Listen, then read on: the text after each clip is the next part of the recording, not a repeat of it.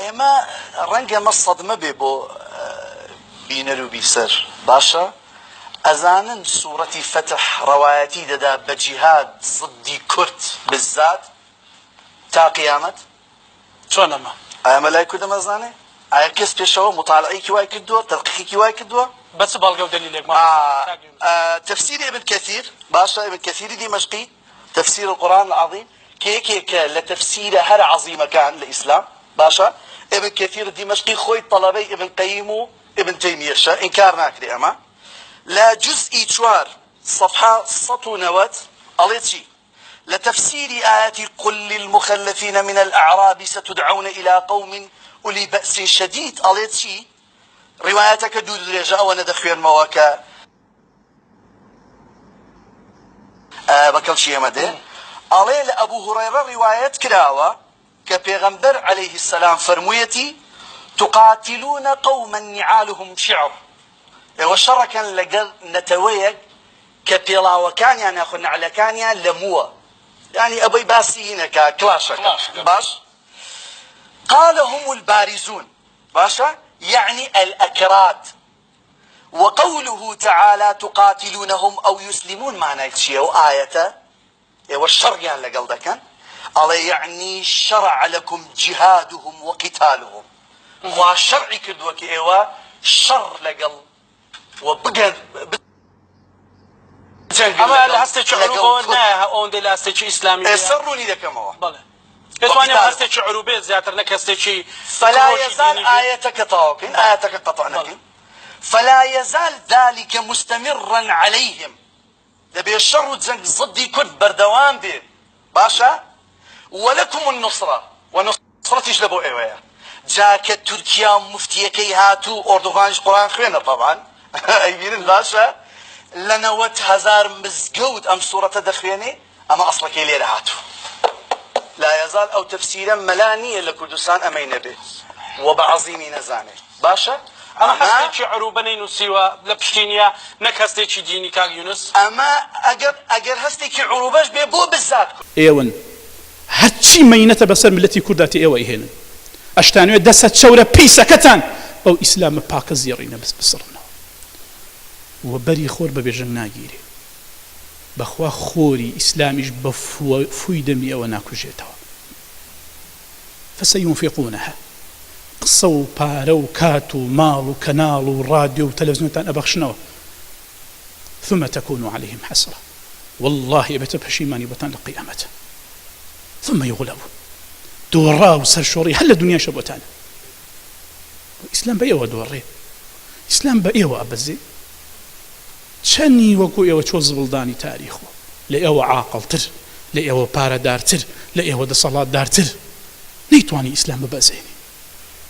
دين بأيوة نادوري خوت أدوريني شري خو دوران مكة شرك أزاني دوراوي تيايا درويك أزاني كشف بيتيايا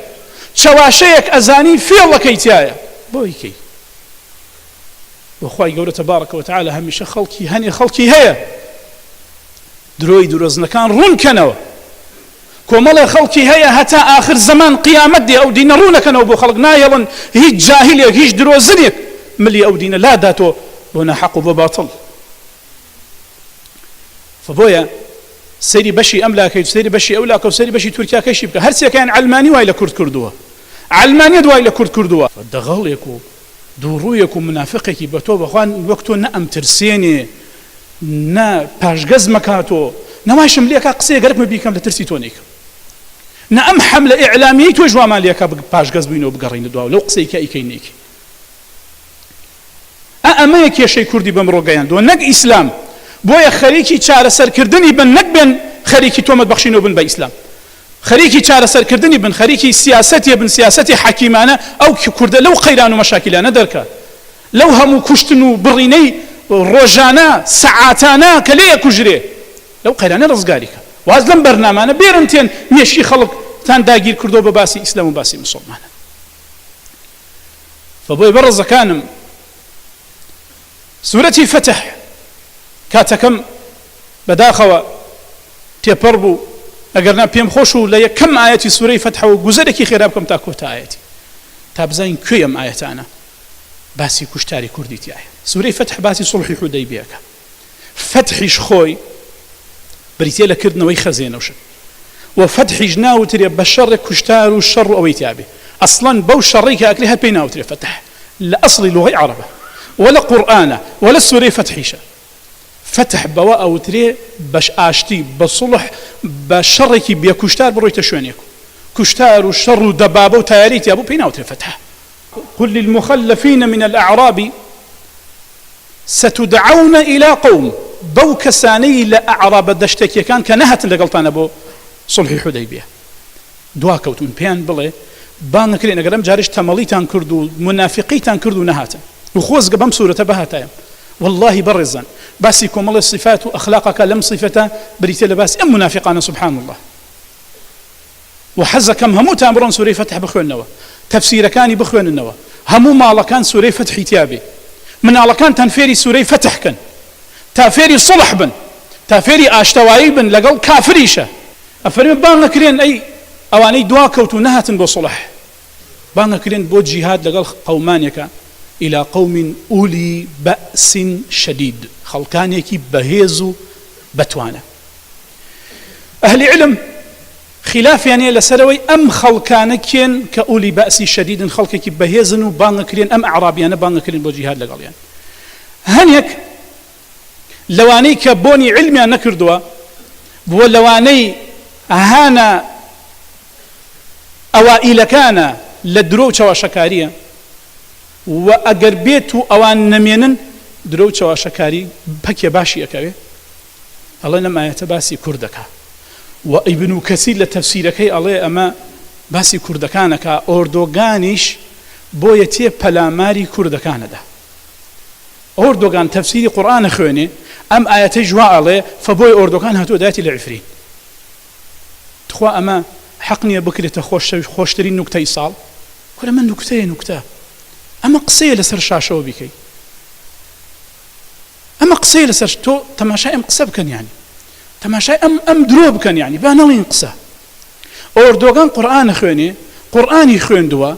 أم آياتي برشاو كوتوا أما آياتي جفرين بان كرين شر كان لقل خلقاني كي زور بهيز آياتي فرمي أولي بأس شديد جاء تصور كان خلق يا أخوي تبارك وتعالى بيان بلي أولي بأس شديد زور بهيز تقاتلونهم شر يعني لقلك أو يسلمون يا مسلمان ابن إي باشا أخو أردوغان يوتو مسلمان بن أجينا غزاتانك أردوغان شر سياسة يعني لقلك إن جاء أخوي علمانية شر إسلامي يقول لك صدام يدو كرد مسلمان بنجينا أنفالتانكم جاء الله أم آياتي خيندو أردوغان أم آياتيش باسي كردك أو تيجي كاكا بابر مدين لعفرين كل بابا مما طلي زمسانانا خلق لبردم أقرأ درو دل سيوانا كردو نكتان ودبوي شوكي بو النسر أما كي قصي علمي والله مكوتم إنسان شرمي نكر دروج بك زهري باعتيادي إن جاء مسيطري ويكا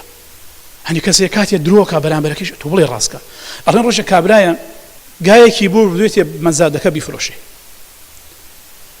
زور وستاو هرچی کرو قیمتی کی وای نکردو کابراو توتی بنایت من بود بفروشم هی مرض آوابی اخو اوندم دریو و تفروش مرض آوابی بفروش الله گاکی گرتو توتی ورن بو گایک آوایو خاون گاکوت بیکاکا گرزانی گاکم وای والله خون گرکم او ندروی کرد بو گاکی گور کرد بو جا امانتين و ندرو کن کابرا کی تو گمانو حتی الان خلق لبرنامج بو توتی هر برازي ابن كثير والله لتفسيرك کابرا فقير و خريق برابك خاون گاکە وتبی ئەرە باشە ئەگەر گاکەی خۆمایە تا بیوەمەوە قینە تو درۆ بۆکەی هەی بلێ نایە تەریق نابیتەوە ئەی باشە ناژێم خەڵکە خوێنەوارە ئەم خەڵکە کتێب ابن کەسیری هەیە تەفسیری هەیە تەماشاکە سەری پیاکە بەڵام سبحان الله إذا لم تستحي فاصنع ماشي شرم نەکرد چی ئەەکەی بکە جا بەڕەزان ئەم ئاەتە سەرەتا ئەڵێ بەهێز جا ئۆردوەکان هار بووە بێشەڕ لەگەڵ قەومێ بکە خوا پێیان بڵێ پاڵەوان و بەهێزن أنجا أفرمي أو يسلمون خونا بيان كاتا إسلام باشان سي فرودقار فرمي أعراب قل للمخلفين أو أعرابياني كدوا كوتون توبلي أعرابيانا عمريان كردبي تا أمسر دمي أردوغانا إسا بين شرين لغا الكرد كردبي آية كافرين قل للمخلفين بو مخلفانا كدوا كوتون بيان بلي بانا كرين جاري جهاد ليد دجي خلقك الشركة إيتو بجمع أعرابيانا شاني عمريان كردبي شاني جيابيتي شاني جياب فبويا أمام آياتها هل باسي أو سردماك هل بويا جماهير مفسرين جماهيري مفسرين لسلوان كهل بريتيل هوازن وثقيف كخلق كان معروف بتير هاوي يشتون وشمشير بشان زور باللي مد ولا الشر بس اوانان بوك هاي تكجل واخوازي انجا بوي دروي ام دروزنانه زياتر كشبه برزكان ومن زياتر ما بس ام خلقانني حقيقه اما انا زو او نبي نرخن لو كم نرختن براسي انسان كاتك بكوجه بولام دانا وين زياتر مقصد شخص وعين يكنيه كس يكنيه بتايبت او نيم بستم او ثاني امدن مباسيه كروجانه مشاكي غريك انا شرع عفرين خلقي بتاوانا كجري تين باسي اسلامك كاكا مشغول يشتي تربه او كرد خويني لي يرجي بواز لاسلامنا يعني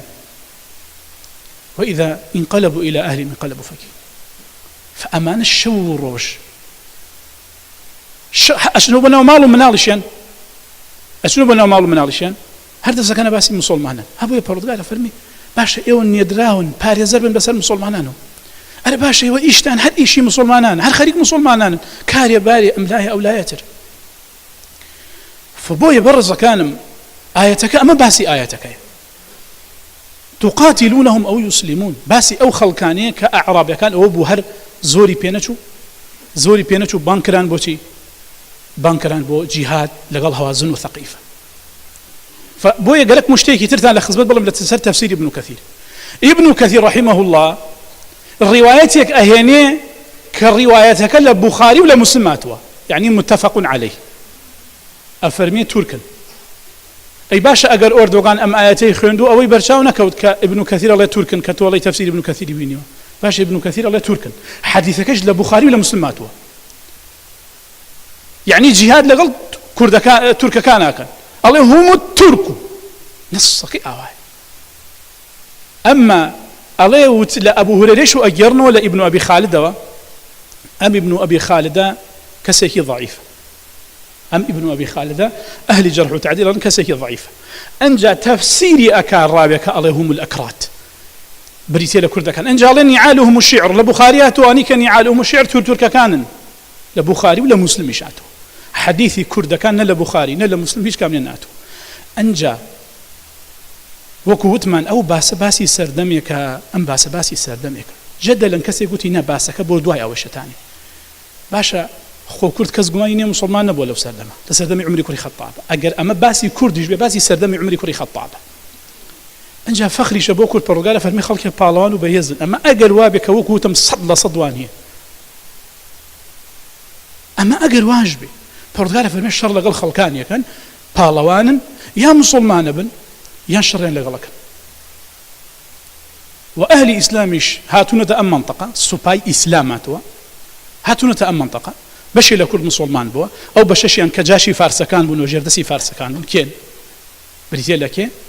جاشي فارسكان بن لقل دولة إسلام الشرين كردو أما بريتيلا بوختيك وخلاصيك قلنا راسي قصة زور بلا خزمتانا بيكم بلام هيوا دارم خلق مثقفك خلق واعيك خلق هوشيارك أم خلق السفيهان بقرن أقرنا توتي بالظلم وبهتان الله إسلامية أو سأيمشتين حقك بردي لسر هلا مالي لنا كاكا والله وحقيقتك علمانية يعني خليكي الرقاي خوتان خليكي الرقاي خوتان هاي قولة موفق منك هداية من دا إصلاح من